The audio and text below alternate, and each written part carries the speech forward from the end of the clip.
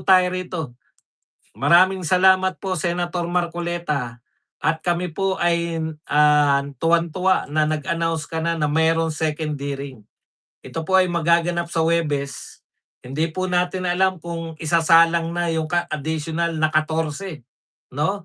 Kasi walang sayang po kay Marcoleta, natutuloy po yung hearing, eh. Oo, at titignan po natin kung si, Congressman Libiste ba ay iimbitahan ni Marcoleta. Ngayon ano po ang mangyayari? Basahin po natin 'no, yung pinahayag ni, Senator Marcoleta, 'yan. Okey, Senator Marcoleta kinumpirma sa Huwebes ang susunod na legitimate Blue Ribbon Committee hearing. Matutuloy ang susunod na hearing ng tunay at legitimate na legal na Blue Ribbon Committee sa Huwebes. Tignan niyo po, paano po niyo malalaman na legit sila? Kasi tuloy-tuloy yung trabaho nila, eh. Bakit po paano po natin nalalaman na hindi legit itong, sa kabila? Bakit hindi ang isa lang po yung question ni Marcoleta diyan, eh. Nag-elect na kayo ng mga Senate pro tempore, Senate President pro tempore. Bakit hindi niyo pa tinuloy na mag-elect ng Senate President? Ah, Kasi umaawat pa rin yung kabilang panig, eh. Sila mismo hindi pa rin sigurado, eh. Okey, dito muna tayo. Sa susunod na Huwebes kami naman ang magpapatawag ng Blue Ribbon Committee. Dagdag pa niya, ang pinag-usapan kailangan maglabas sila ng notice sa araw na ito sapagkat matutuloy ang susunod na hearing ng tunay at legitimate at legal na Blue Ribbon Committee sa Huwebes. Okey, nang tanungin po kung sino yung nasa listahan ng, padadala ng notices, sinabi po ni Marcoleta na meron na pong ipapadalang notice ngayon. Ipu-push pa rin namin 'yun kasi mali yung sagot ng House of Representatives. Okay, so yung, ano raw yung gagawin niya kay Speaker Martin Romualdez, tinanong po ng mga reporter na hindi dumalo sa Martin, ano po ang gagawin ni Marcoleta? Ipu-push pa rin nila. So ibig sabihin, iimbitahin muli, pagpalpak pa rin po ang sagot, baka yung usual na, i-issue-han na si Martin ng show cause order, bakit ayaw tumalima at susunod na yung subpoena. Tignan natin ngayon, talagang, patatagan po 'to. Okey, sa totoo po, ayan nagbigay si Marcoleta ng komento hinggil sa hindi pagdalo ng ilang testigo. Katulad po ng mga inimbitahan ni Marcoleta, yung mga DOJ, Ombudsman. Bakit daw? Eto po ang sabi ni Marcoleta, "Nagtataka nga ako bakit 'pag sila ang pinatawag mo ayaw nila pumunta. Pagka sila Gatchalian Black ang tumawag, yung illegal pumupunta sila." Okey, ayan po ang good news, tuloy-tuloy po. Hindi po natin alam, hindi po pinahayag ni Senator Marcoleta, ang natitiyak natin, muli nilang iimbitahin si Martin Romualdez. Muli nilang imbitahin, muli nilang iimbitahin, hindi po script yun. Nagbabasa po ako ng tunay na balita. Eto po 'pag nakatingin ako sa inyo, wala po akong binabasa. Masyado naman kayo gusto ninyo 'wag na ako magbasa ng tunay na balita. Ano yung kabisaduhin ko yung mga balita? Hindi po script 'yan. Yang binabasa ko, yan po ay mga totoong sinabi. 'Pag magko-quote ka po dapat dapat hindi mo puwedeng sabihin, "Eto sinabi ni Marcoleta," tapos sablay. Yun po.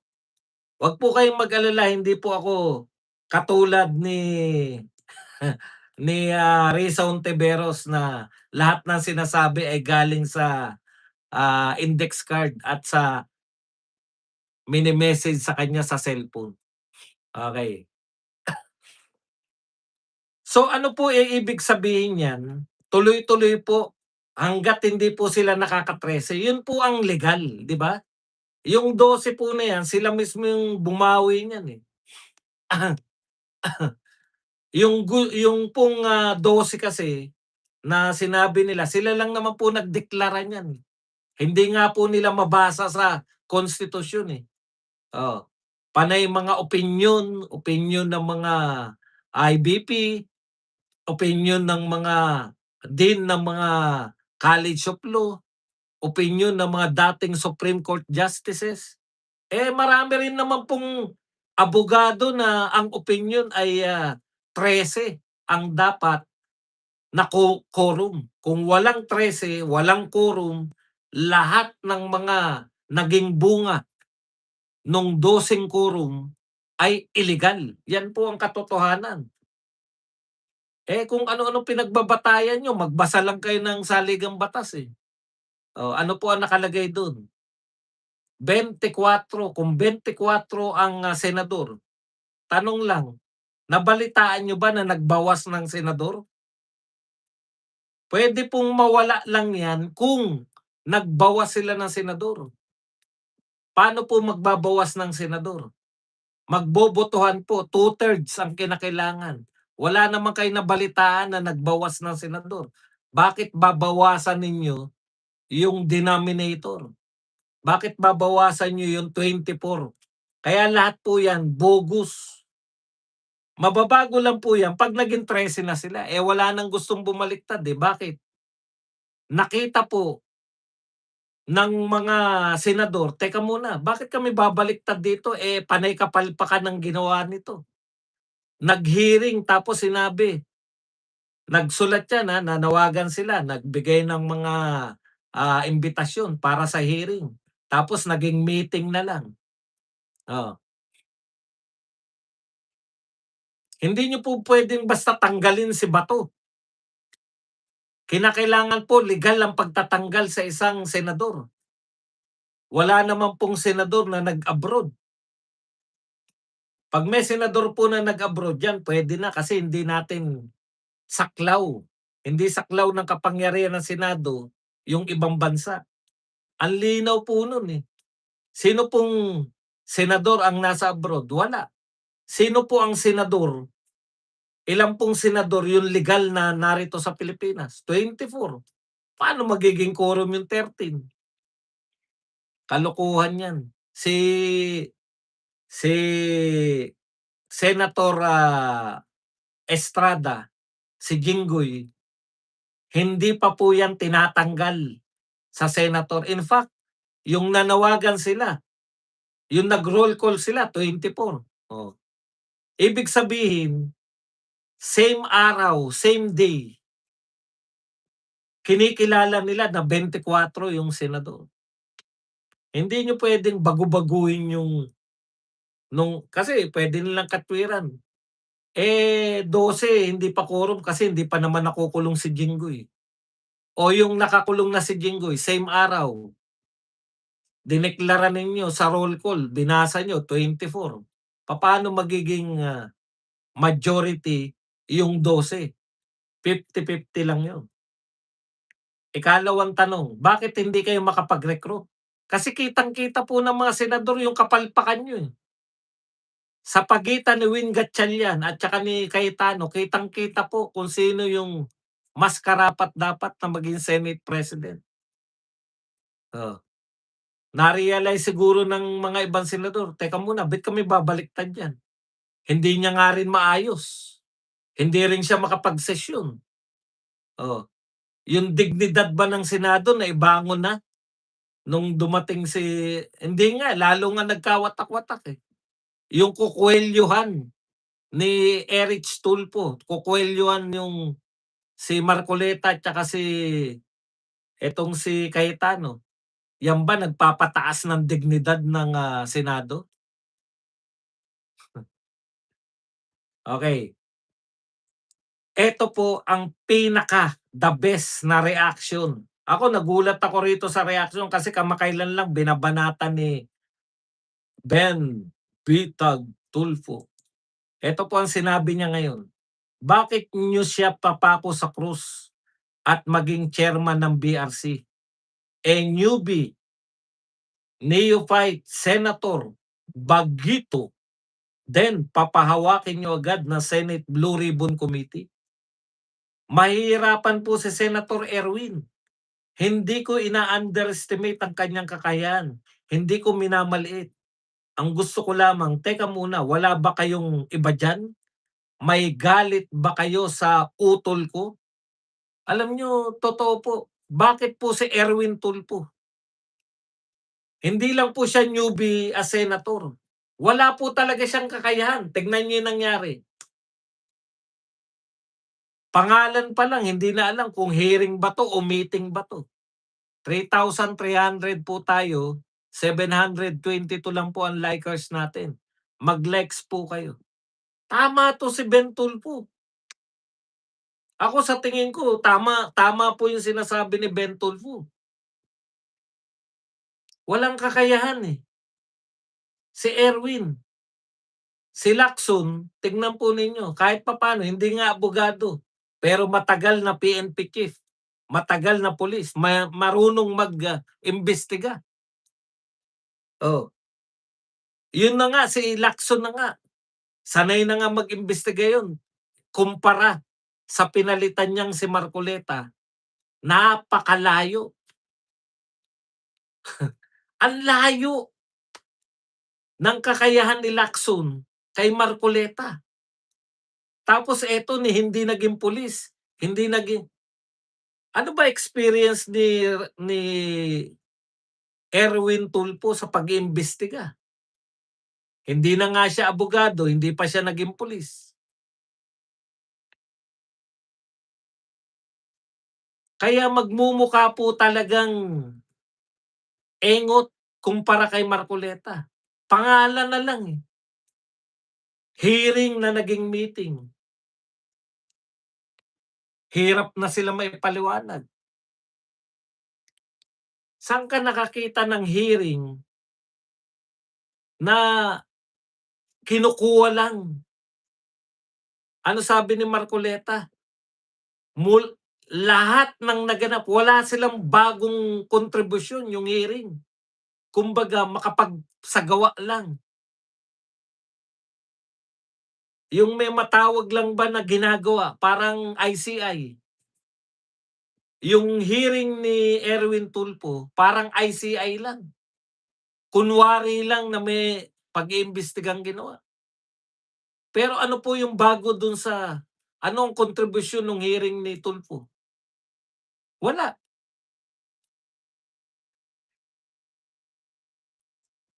Binanatan lang. Kaya tama si Cayetano. Komite de Abolensya. Ano, hindi Abolensya. Ano, Komite de, ano na nga yun? Abolensya.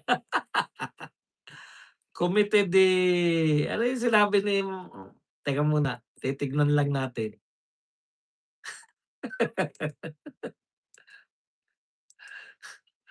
Mag-likes po tayo.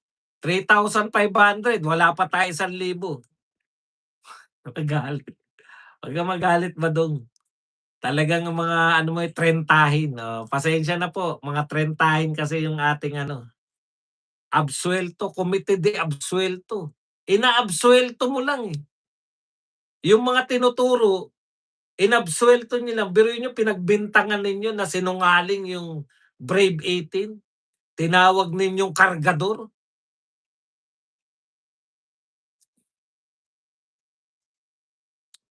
Tapos sinasabi ninyo na marami sa kanila ay na-dismiss ng dishonorably dismiss.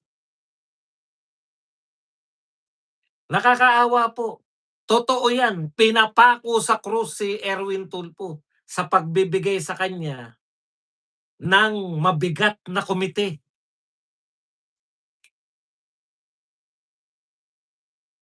Komite de absuelto ang ginawa. Sa totoo po, walang kamalay-malay.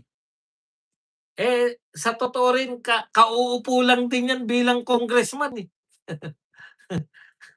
Hindi rin naman nagtagal yan sa pagiging congressman. Tapos, Ang pahahawakin niyo agad ay ano, Blue Ribbon Committee. Alam niyo po, bibihira po yung mga Blue Ribbon Committee chairman na hindi po abogado.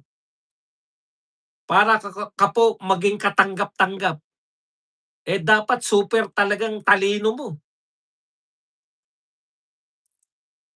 Nakakaawa kasi alam mo na may ginagawa sa mga Tulfo brothers, hindi nila namamalayan. Alam niyo yun? Parang sige, isalang niyo yan diyan, nang mapahiya. Alam niyo po, kung tama yung iniisip ni Ben Bitag Tulfo. Alam niyo kung bakit? Kung ikaw may gusto kang, kunwari merong popular na tao, gusto mong ipahamak, kasi very popular po yung mga Tulfo, eh. Kung very popular sila at gusto mo silang ma-eliminate bilang karibal mo sa political ambition mo, oh, dagdagan lang natin yung kay Ben Bitag Tulfo. Hindi lang pinapako sa krus yung mga kapatid mo, ine-expose yung mga kapatid mo, Ben Bitag, ine-expose sila na eto lang ang kakayahan ng mga Tulfo, hindi sila bagay para maging Vice President, hindi sila bagay para maging presidente. Sino makikinabang? Hindi si VP Sara. Kasi wala namang botong makukuha mula sa Tulfo, eh. Dahil lahat po ng mga maka-Duterte, wala pong makatulpo diyan. Matagal na pong natanggap natin na yung mga Tulfo ay kalaban ng mga Duterte. Ang makukunan ng boto 'pag nawala yung magkapatid na Tulfo, yung mga iba pang anti-Duterte, yung iba pang DDS. Oh, sinasadya kayo para masira kayo, pinapahamak kayo. Biruin niyo nagmukhang engot yung magkapatid na Tulfo kahapon. Tawagin yung mga kargador, tawagin niyo, maliitin niyo. Yang pagbibigay sa'yo ng, Blue Ribbon Committee, ngayon maghe-hearing na naman si Marcoleta, papaano mo babanatan 'yan? Hindi mo kayang banatan 'yan unless na lalabas ka na naman na sanggano, sanggano sa salita. Pahiyang-pahiya si Tulfo dun, yung kukuhelyuhan, walang natakot sa kanya, eh. Paano matatakot sa'yo? Dumating yung mga napakaraming Muslim, sige subukan mong kuhelyuhan si Robin Padilla. Hinahamon siya ng mga Muslim, eh. Kuhelyuhan mo si Robin Padilla na makita mo hinahanap mo. Oh, tignan niyo, eto sinadya 'to, yung pagbibigay ng posisyon dito kay, Erwin Tulfo, alam nila, eh, sasaluhin ng kapatid. Sasaluhin ni Rafraf yung, kanyang kapatid diyan sa susuportahan niya. O kita niyo, pareho sila. Pareho sila ng kapatid niya na napahiya kahapon sa hearing nila, na hindi hearing, hearing na naging meeting.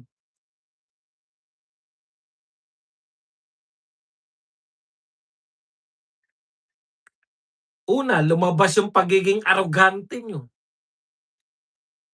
arogante sa salita, tapang-tapangan. Oh, ini-eliminate kayo ng kakampi niyo dahil 'pag nabura kayo sa equation, wala na silang ibang choice kundi sila. Ini-eliminate kayong mga Tulfo, hindi niyo namamalayan. Yan yung yan yung bitaw ni Ben Tulfo. Pinapako ka sa krus. Alam na ganyan po, eh. Para mo ma-expose yung isang tao, bigyan mo siya ng trabaho na hindi niya kaya. Putya unang araw pa lang, eh. Oh, unang araw pa lang yari na kayo kaagad. O sino ang hindi nasasaktan? Kayo, kayong tulpos, kayo na-expose na wala kayong kakayahan. Bilang senador pa lang na ine-expose kayo ngayon. O sino yung nakakapagtago? Si Win Gatchalian yan. Mamalay-malaya mo tatakbo ng Vice President yan o President. Samantalang kayo na very popular, lagi kayong second. Yung mga tulfo laging second diyan sa lahat, eh, kay VP Sara, eh. Ini-eliminate kayo ng mga kakampi ninyo para bago mag-eleksyon tapos na. Sanay yung mga kakampi niyo ng ganyan, eh. Ah, Lito Lapid. Si Lito Lapid daw ang ang sumisira sa inyo. Alam niyo, wala sanang ingay sa Senado kung ang ginawa niyo Senate President si Lito Lapid. Kaya niyang patahimikin ng Senado na walang ka-effort-effort. Oh, yari kayo ngayon. Nawawaisan kayong mga tulpo, akala niyo ang problema sa mga tulpo, akala nila ang galing-galing nila. Eh, lahat ng tao alam niyo yung kabaliktaran, eh. Akala nila maganda yung sinabi nila, mga kargador. Iniinsulto mo yung mga kargador, marangal na trabaho. Ano sabi ni ano, nung isang dating general, oh, yung pagiging kargador ay mas marangal kaysa magnanakaw na politiko. Boom! Sapul na naman sapul na naman kayo.